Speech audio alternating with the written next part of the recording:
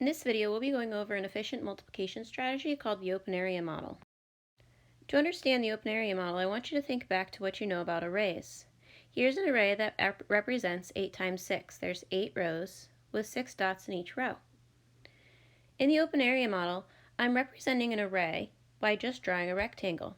So I'm saving myself the time from drawing all those dots. So I draw a rectangle and I label it with my dimensions. It's 8 by 6.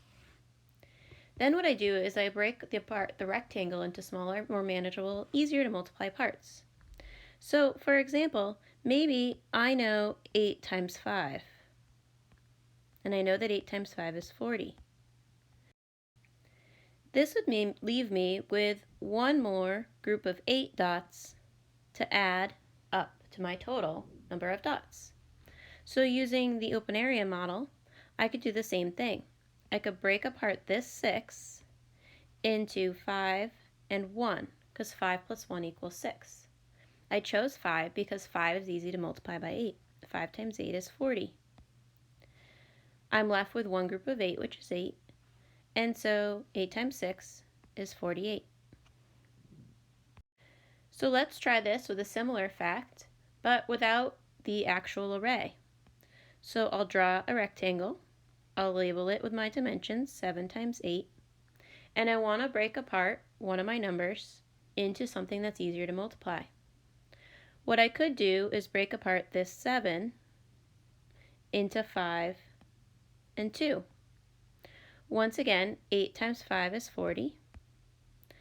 Then I need to do 8 times 2, which is 16, and add together to get 56. That isn't the only way I can solve. I could have just as easily broken apart the 8 into 5 and 3. Again, I'm choosing 5 because I'm really good at my 5's facts. 7 times 5 is 35, and 7 times 3 is 21. So 35 plus 21 will give me the answer to 7 times 8, which is still 56. You don't have to always use 5. I just like to because it's easy. But you could break 8 into 4 and 4. If you knew 7 times 4 is 28, you'd have 2 sections of 28. And if you add 28 and 28, guess what you get? 56. This strategy becomes really helpful when I get to bigger numbers, like 17 times 8. It doesn't matter which way I label my dimensions, but since I drew the rectangle a little bit longer, I wanted to put the 17 in the bigger spot. I might want to break apart 17 into a few different parts. Perhaps I'll make it 10, 5, and 2. And then I have 3 easy multiplication facts by 8. 10 times 8 is 80, 5 times 8 is 40, and 2 times 8 is 16. 40 and 80 make 120, and if I add that 16, I'll get 136. I'd like to give you an opportunity to try one. Try doing an open area model for 12 times 7. Press pause while you work and play when you're ready to see how I did it.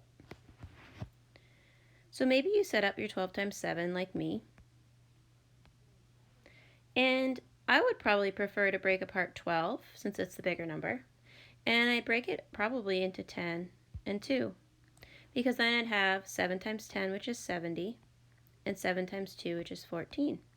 When you add those together, you get 84. However, this isn't the only way to do it. Maybe you knew 7 times 6, and so you broke apart 12 into 6 and 6. 7 times 6 is 42, and so you have 2 42s, which still gets you to 84. Maybe you did it a different way altogether, but if you got 84, you probably did it right.